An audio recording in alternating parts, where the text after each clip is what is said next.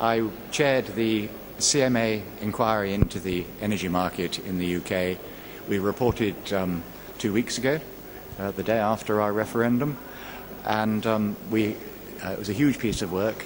We had a number of findings and a number of remedies. I suppose the things that I found most surprising was the finding that certainly in the wholesale market there isn't a problem. We have a very good wholesale market that works perfectly well. There is completely free entry for generators into the generation market and for retailers into the retail market. I think the other thing which surprised me on the retail side was just how sticky customers appear to be. 15 years after liberalisation, 70% of customers are still paying around £350 a year more than they need to.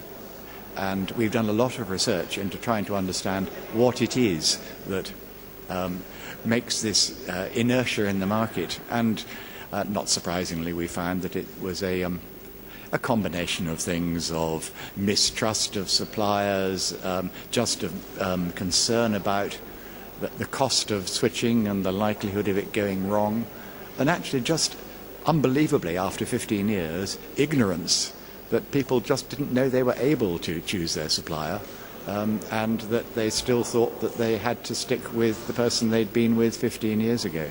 Now, all of those things contribute to this fact that the energy market is really not working as well as it should in the UK, even after 15 years of competition.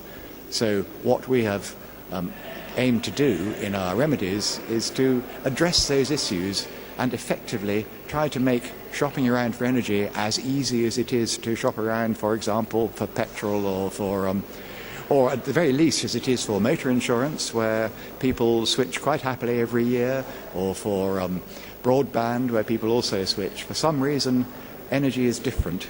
And to do that, we are looking at a number of measures, but one of the important ones is actually to empower price comparison websites to go out there to engage customers themselves and to make it easy for them to engage with the market, to shop around. We think that's a really important step forward.